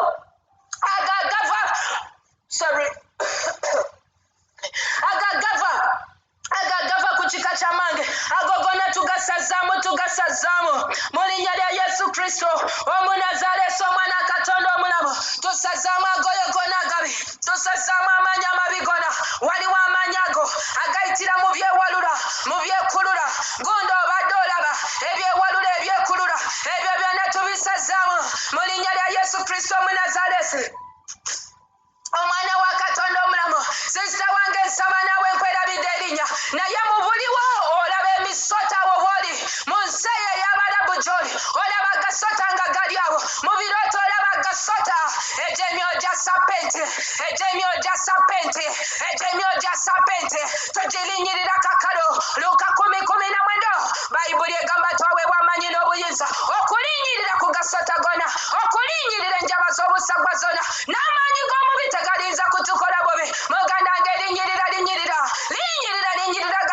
agasota agabadde gakulabikira mu buliwo agabadde gakulabikira mu nsi ey'omwoyo nga ne mu biroto bwe base gakulabikira that spirit of serpent gyokya na muliro ekyo ekyoyo ekyagasota yokya na muliro tugakasukako omuliro gwokebwa mu linnya lya Yesu Kristo Omunazaalesi ngambye eddogo lyokebwa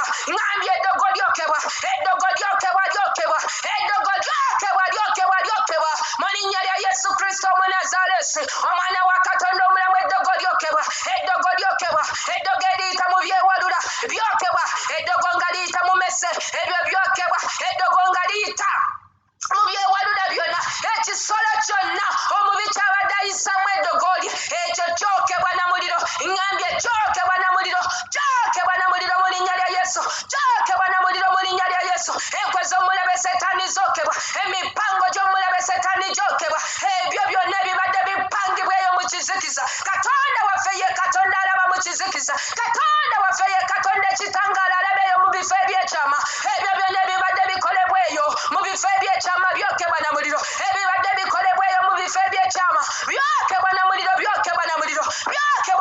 byokebwa na muliro tuzikiriza eddogo lyonna ebyoto ebikolezebwa ebyoto bikumibwako omuliro kakati nga byokebwa mu linnya lya Yesu Kristo Omunazaalesi omwana Katonda omulamu ennimi embi ezo zikolimibwa kakati ennimi ez'embi zikolimibwa kakati mu linnya lya Yesu Kristo Omunazaalesi omwana Katonda omulamu abange Bayibuli egamba ye Katonda alalusa abalogo ye Katonda ajjawo obubonero bw'abalogo ye Katonda asanyawo enkwe z'abalogo ye Katonda alalusa abalogo ye Katonda asanyawo enkwe z'omulabe Setaani abanga abalogo bonna balaluka mu linnya lya Yesu Kristo Omunazaalesi ekigambo kya Katonda bwe kyogera yabadde akulemeddeko yennyini Katonda mwene ye Katonda atulwanira entalo ye Katonda atulwanira entalo abange ye Katonda eyawangula omulogo Balamu eyali yayitibwa ne Balaki ateeka ekikolimo ku baana ba Isirayiri oyo omulogo weewamwe laba awangulibwa mu manya g'Omwoyo Omutukuvu oyo abadde mu kika kyewamwe awangulibwa mu manya g'Omwoyo Omutukuvu ye Katonda eyakyusa Simyoni omulogo eyali yaloga ekibuga ky'e Samariya nga yaloga abato n'abakulu omulogo weewamwe awangulibwa tufulula eddogo eryo twatwa eddogo eryo tolimalamu amaanyi Omwoyo Omutukuvu asanyawo eryo eddogo Omwoyo Omutukuvu asanyawo eryo eddogo eddogo erikolebwa amasaŋŋanzira Omwoyo Omutukuvu alyokya ribosikataya mandelebaba ribasakataya rekosetaya makosiya baba ribosikataya mareboseterebo shekatara makosiya baba ebyo lye walinnyako n'owulira ng'ebigere bisanyaladde eryeddogo lyokebwa likuvamu mu ssawero eryeddogo likuvamu mu ssawero eyali yasanyalala ebigere eryeddogo lifuluka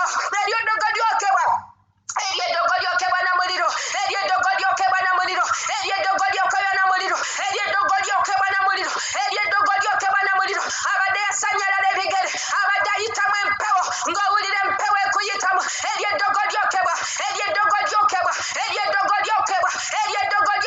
tugoba dayimoni zonna dayimoni zireeta obunafu dayimoni zireeta empewo ezo dayimoni tuzigoba mu linnya lya Yesu Kristo Omunazaalesi omwana wa Katonda omulamu eddogo baalitega mu luggya eddogo baalitega mu mulyango eddogo baalitega mu masaŋŋanzira eddogo baalikolereeyo mu masabo eryeddogo lyokebwa na muliro eryeddogo lyokebwa na muliro eryeddogo lyokebwa na muliro eryeddogo lyokebwa na muliro Katonda omulamu Katonda omwesigwa oli Katonda alalusa abalogo oli Katonda ate obubonero bw'abalogo oli Katonda asanyawo eddogo laba mu ssawa enayo Omwoyo Omutukuvu zikizaana buli eryeddogo lyonna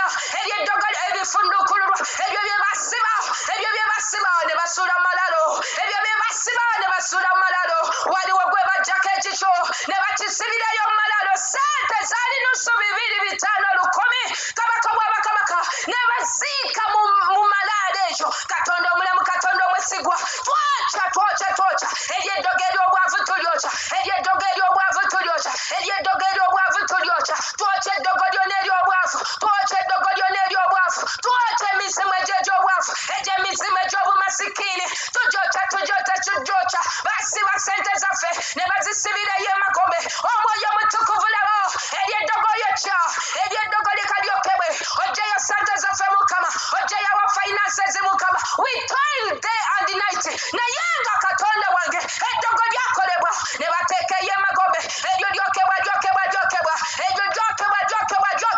eyatwala 15 mukama taata n'abako byakolera ku sente ezo n'akasuka sente ezo emagombe n'asibira sente ezo kabaka w'abakabaka taata mu masabo katonda omulamu katonda omwesigwa eryeddogo lyokebwa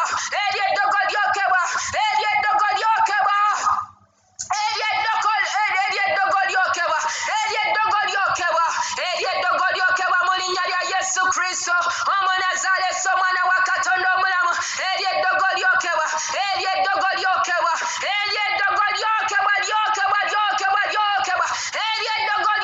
mu linnya lya Yesu Kristo Omunazaalesi omwana wa katonda omulamu tofulula na buli eddogo lyonna gundi yambala amanyi n'obuyinza tofulula eddogo lyonna eddogo eryo erireeta ekidibo ku baana ab'obuwala oyina gwe wayomba naye gy'obusungu ne bumukwata n'agenda mu ssabo n'ateekayo erinnya lyo gundi ribasita yanakanjako aneti remakosiyababo ribasakatayama ribosekete makoseterebebo rimakosiyababa rabasakataya alyeyo tusabira obuwalondo alyeyawulira essalero tusabira obuwalondo atambula ng'alaba ne mu takisi gy'alimu yeetoolodde olubugo ali mu malogologo nga mulokole yalokoka tomukutulekeza endagaano yonna gye bamuwonga tomugjayo tumusekayo fayo tukugjayo entalo zaffe za mwoyo tukusikayo eyo gye babadde basibira emmeeme eyo tukusikayo eyo gye babadde bakwatira omwoyo gwo eyo mu bulogo fayo mu basamize I don't care wawe watambulira wajje watambulira tuyimiridde mu butuukirivu bwa Kristo Yesu osumululwa muwala gwe osumululwa fayo nkowole emmeeme yakanjaako aneti efayo mu maanyi g'omwoyo omutukuvu mu linnya lya Yesu Kristo Omunazaalesi omwana wa katonda omulamu ayi omwoyo mwa mukama oli omwoyo eyaka emagombe n'ogyayo Kristo leka ogeeyo yonna gye basibira omuwala onafeeyo si yeka katonda wange waliwo emyoyo egyasibibwa emagombe waliwo emyoyo egyasibibwa mukama taata mu ddogo mukama leka otambula omwoyo omutukuvu basumulule obagyeyo mu kizikiza osanyewo eryeddogo bayibuli egamba nambaza 23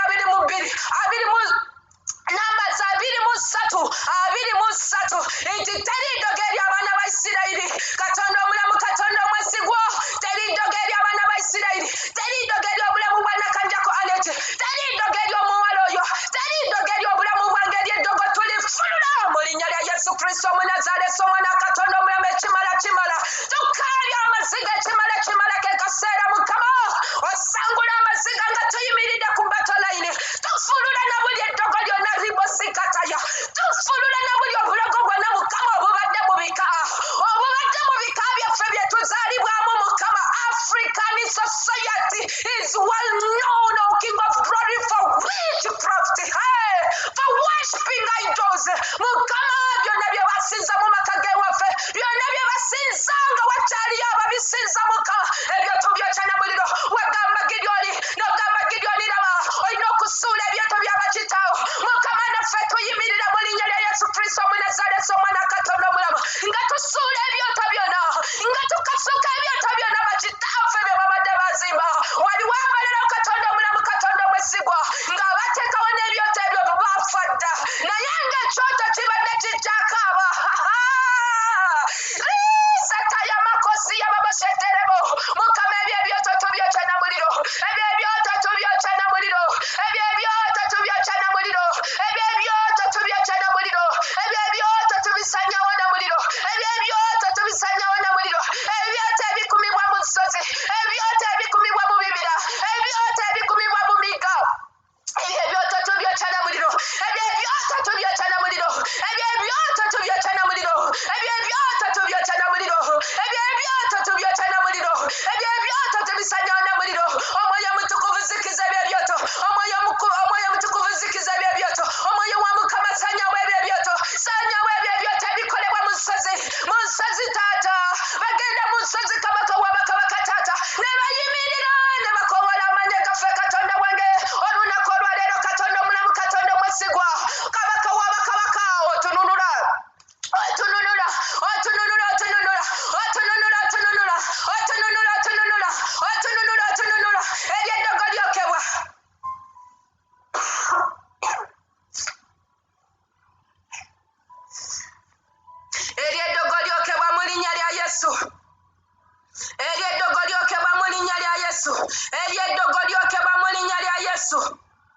Eryeddogo lyokebwa mu linnya lya Yesu. Eryeddogo lyokebwa mu linnya lya Yesu. Mpulira amafuta gakusaanyaawo eddogo. Mpulira amafuta gakusaanyaawo eddogo. Eribadde lyakusiba. Eribadde lyakusiranya nga naawe obadde obyerabirako mu birooto. Emyoyo gy'okudde emabega ogezaako okweyongerayo. Naye gikusika gikuzzaayo emabega olw'eddogo eryakolebwa. Olw'eddogo eryakolebwa mu kika ky'ewammwe. Eryeddogo lyokebwa na muliro. Biremesa okuzimba. Biremesa okuzimba. Eryeddogo lyokebwa na muliro. Ekimala Mukama. Watusumulula dda ku musaalaba e Gologota. Byonna ebibadde byekika amaaso gaffe. Bigoliath ebibadde byekika amaaso gaffe. Eryeddogo lyokebwa na muliro. Ebikwata amayumba gaffe obutazimbibwa Mukama. Eyange tegenda koma ku musingi. Ekyo kigaana nkisazaamu. Ngambye eyange tekoma ku musingi. Eddogo lyonna Mukama lye bakola lye bateeka mu misingi. Eddogo lyonna kabaka w'abakabaka lye bafuuwira mu mingi. Mbe sente zibule. Eryeddogo tulilumbagana kakati. Gunda azimba lumbagana. Naawe agenda okuzimba lumbagana ebyoyo. Naawe alina pulaani ey'okuzimba. Naawe atalina na ssuubi lya kuzimba. Kaseera kakusaba. Lumbagana eryeddogo eriremesa amayumba okuzimbibwa. Mukama watuwa ekyawandiikibwa ekigamba tunazimba amayumba tugasulemu. Mukama anyimira mu kyawandiikibwa. Nazimba amayumba ngasulemu. Nazimba za keeri nzikoleremu bizinesi. Bw'oyogera ayi Mukama Katonda ow'eggye. Sumulula eggye lyo Mukama nga tulumbagana. Ekyo emyoyo egikwatira amayumba ku foundation rebositaya. Rekose ndereboshiterababa. Makosi yababoribosikataya. Ennyumba yange evayo ku foundation Mukama sumulula esente financial breakthroughs. Oh my God. Even the engineer called me this morning, O King of Kings. Mukama sumulula Katonda ow'ekisa. Sumulula esente mu linnya lya Yesu Kristo Omunnazaaleesi Omwana Katonda omulamu. Taata gy'emyoyo egisiba amayumba obutazimbibwa. Mukama Taata tugyokya na muliro. Emirala Mukama gy'ekiikawo at early stage when somebody is planning to buy a plot. Oh Katonda wange bino byekiikawo. Obufere ne buyingirawo mu kuguliwa zi ploti. N'olwo muteeka wansi w'omukono gwa Mukama. Ono omwana tagenda gula mpewo kabaka w'abakabaka. Sabo labanga omutima gweraliikirije nga Mukama omulaga ng'akuba ebiwoowe ng'akabantu. Sente zange Mukama, sente za Nuuru tezigenda mu mpewo. Ekyo kigaana nkisazamu mu linnya lya Yesu Kristo Omunnazaaleesi Omwana wa Katonda omulamu. Ngambye sente za Nuuru tezigenda mu mpewo. Tagenda kugula puloti nga ya mpewo. Ekyo kigaana ennyimirira mu maanyi g'Omwoyo Omutukuvu mu linnya lya Yesu Kristo Omunnazaaleesi Omwana wa Katonda omulamu. Nga numbagana ogw'omuzimu, numbagana ogw'ogwoyo ogwo ogumira obugagga bwaffe. Omwoyo ogwo ogubba sente zaffe. Omwoyo ogwo ogutwala sente zaffe. Omwoyo ogwo ogutwala sente zaffe. Omwoyo ogwo ogutwala sente zaffe. Esente zaffe nga tuteeka ku mpewo.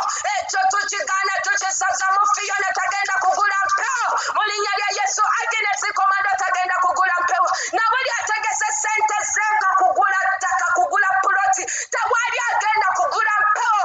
Mukama anyimira nabo mu kusaba mu linnya lya Yesu Kristo Omunnazaaleesi Omwana Katonda omulamu. Katonda wange saba wagamba Joshua nti laba mbawadde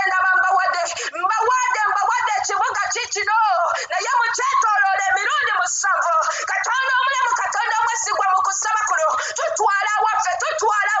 Fiona atwala ewuwe. Nuuru atwala ewuwe Mukama.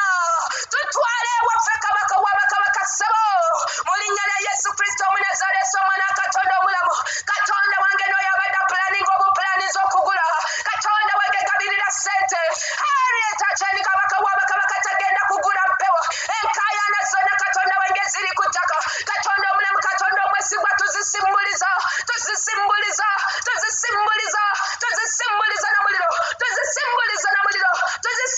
na muliro. Nga tuzikasuka mu bungi obutakoba mu linnya lya Yesu Kristo Omunnazaaleesi Omwana wa Katonda omulamu. Kabaka w'abakabaka saba tulangirira Mukama Taata obuwanguzi. Tulangirira obuwanguzi obw'okuzimba. Mukama ndaba obujulizi. Abaana ab'obuwala nga bazimba. Ndaba obujulizi Katonda wange. Abaana ab'obulenzi nga bazimba.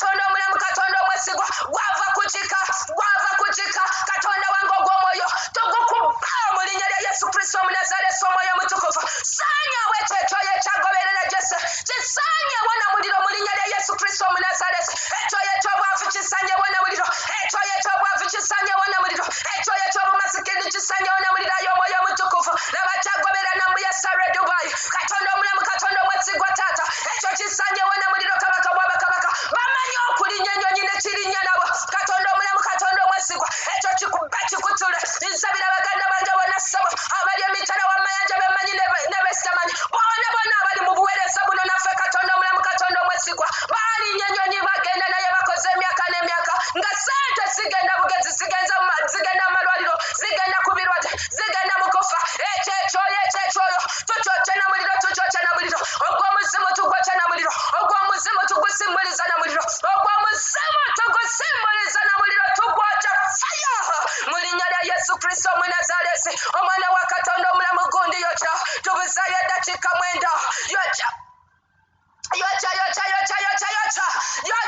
ekibadde kikulondoola kyewalaba mu kirooto wooloota ng'ozzeeyo emabega mu busomero bwa primary n'oloota abafu sooka oyokyejo emyojo okufa ogizeeyo emagombe gizeeyo emagombe kubanga bayibuli egamba nti omufu talina kyategeera talina kyamanya wano wansi w'enjuba era tewali enkolagana eri wakati w'abafu n'abalamu gizeeyo emagombe gisibe twawe wamanyi n'obuyinza mukama tusibe egyo emyojo negiva emagombe tusiba agamanya amabigo nagava emagombe tusiba emyojo ewalula gyo negiva emagombe emizimu emisambu egiva emagombe tugikuba n'omuliro tugyokya n'omuliro tugisanyawo tugizayo emagombe mu linnya lya Yesu Kristo Omunazaalesi omwana katonda omulamu tugizayo emagombe nga tugigalira tugidanga nate mu bulamu bwaffe abalamu mu linnya lya Yesu Kristo Omunazaalesi omwana wa katonda omulamu waliwo emyoyo girukwata gikanyweza girunywera nga gikwata ebibyo egyo olunaku olwaleero tugisuuza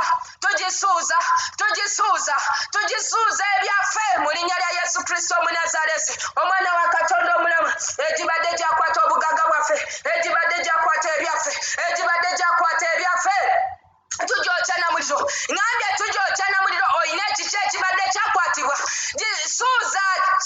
suuza egyo emyoyo emibi gisuule ebintu byo mu linnya lya Yesu Kristo Omunazaalesi omwana wa katonda omulamu embaga ez'abaana ab'obuwala mukama ezakwatibwa mu linnya lya Yesu Kristo Omunazaalesi egyo emyoyo egyo egibadde gyasiba embaga z'abasisita bange egyasiba embaga yange mukama embaga yange esuulibwa kakati mu linnya lya Yesu Kristo Omunazaalesi omwana wa katonda omulamu ekyajja otukabya kyekigenda nga kikaaba ekyajja otwavuwaza kyekigenda nga kikaaba mu linnya lya Yesu Kristo Omunazaalesi omwana wa katonda omulamu kabaka w'abakabaka katonda ow'eggye wanda omuliro ogwo gwe watonyesa ku kibuga kya Sodomu ne Gomora wanda omuliro ku myoyo emikyamu gyonna wanda omuliro ku myoyo emibi wanda omuliro ku myoyo emibi wanda omuliro ku myoyo emibi gyokebwe oli muliro ogwakya Hebrews 12:29 oli muliro ogwakya mukama oli muliro ogwakya katonda ow'eggye oli muliro ogwakya kabaka w'abakabaka oli muliro ogwakya mukama oli muliro ogwakya yokyana buli ebirwadde byonna yokyana buli ebirwadde byonna yokyana buli amaanyi amabi gonna yokyana buli ebyoyo ebibi byonna mu linnya lya Yesu Kristo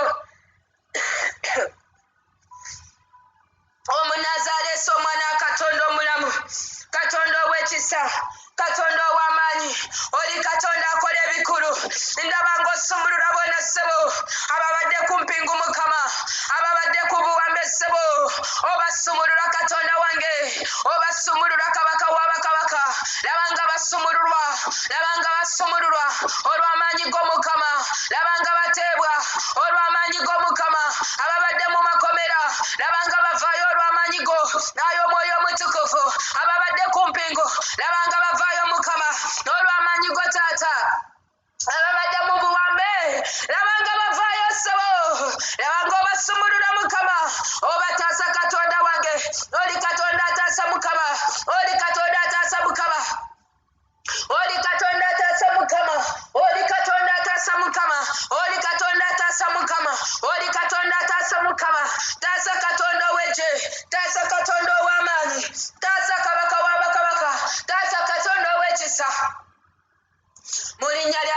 Kristo Omunazaalesi omwana wa Katonda omulamu tutasibwa olw'amanya g'Omwoyo Omutukuvu tulangirira tuli bawanguzi tulinayo eddakiika 4 langirira obuwanguzi mu ddakiika zino 4 langirira obuwanguzi mu linnya lya Yesu langirira obuwanguzi mu linnya lya Yesu langirira obuwanguzi gamba ndi muwanguzi nzimba ndi muwanguzi ntandika okuzimba gw'abadde atandika gw'abadde azimba oli muwanguzi omaliriza bayibuli egamba nti ekigambo kya Mukama kyajjira Zerubbaberi mu Zakaliya 4 bayibuli egamba nti Mukama n'agamba Zerubbaberi nti laba Zerubbaberi si lwamanyi si lwa buyinza naye olwa Mwoyo wa Katonda bw'ayogera Katonda ow'eggye muganda wange Kristi azimba si lwamanyi si lwa buyinza naye olw'Omwoyo Omutukuvu ekyo kye watandikako okimaliriza Jackie wulira si lwamanyi si lwa buyinza rich woman omaliriza the foundation that your hands laid omaliriza olw'amaanyi ag'Omwoyo Omutukuvu olw'Omwoyo wa Mukama amaliriza nkyerangirirako tulinayo eddakiika 3 zokka langirira si lwamanyi si lwa buyinza olw'Omwoyo Omutukuvu muganda ng'ofumbirwa oyingira mu maka go oyingira mu bibyo olw'amaanyi ag'Omwoyo Omutukuvu olw'Omwoyo wa Katonda ow'eggye bw'ayogera abange ebisuubizo bya Katonda ekigambo kya Katonda kiramu era kikozi yagamba Zerubbaberi oti gwe Zerubbaberi si lwamanyi si lwa buyinza ngambye gwe Vincent si lwamanyi si lwa buyinza ozimba si lwamanyi si lwa buyinza Fiona ne Nuru ne Harriet mugula ploti si lwamanyi si lwa buyinza lwa Mwoyo Mutukuvu Katonda bw'ayogera gye muli Katonda bw'ayogera mu linnya lya Yesu Kristo Omunazaalesi kirangirire tulinayo eddakiika 2 zokka langirira si lwamanyi si lwa buyinza olw'Omwoyo wa Katonda Mukama mpangudde ndi mukazi w'amaanyi mpangudde si lwamanyi si lwa buyinza naye olw'Omwoyo Omutukuvu bw'ayogera Katonda ow'eggye buno obuweereza buyimirira era nga buyimiridde olw'Omwoyo wa Katonda mu linnya lya Yesu Kristo Omunazaalesi omwana wa Katonda omulamu Taata tukuwa ekitiibwa Mukama tukuwa amatendo weebale Katonda ow'ekisa weebale Katonda ow'amaanyi osaanidde mutukuvu w'abatukuvu osukulumye Taata receive all the glory Jesus receive all the glory Jesus receive all the glory Jesus receive all the glory Jesus receive all the glory Jesus receive all the glory Jesus receive all the glory Jesus tumuwa amatendo tumudiza amatendo ye kabaka w'abakabaka mu ddakiika enesigadde yeemo tumudiza ekitiibwa kabaka w'abakabaka Katonda wa Isirayiri Mukama tukuwa ekitiibwa tukuwa amatendo ku lwa Isirayiri omubereberyewo ku lwaffe kabaka w'abakabaka ku lw'eggwanga lyaffe Uganda tukuwa ekitiibwa tukuwa amatendo ku lw'Abannayuganda bonna Katonda wange tukuwa ekitiibwa tukuwa amatendo osaanidde mutukuvu w'abatukuvu osukulumye Katonda ow'ekisa osukulumye Katonda ow'amaanyi osaanidde Katonda ow'ekisa osaanidde Katonda ow'amaanyi weebale olwa Sunday service ey'olunaku olwaleero Mukama weebale twenyiika mu ndagaano ey'omusaayi gwa Yesu era nga tukkiriza kabaka w'abakabaka ssebo tukkiriza nti tuli bawanguzi n'okukirawo haleluya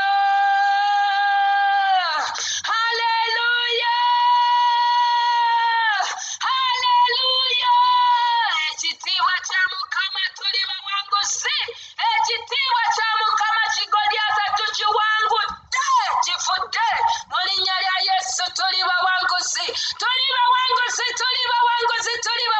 kampulira akalulu ak'ekiwanguzi akalulu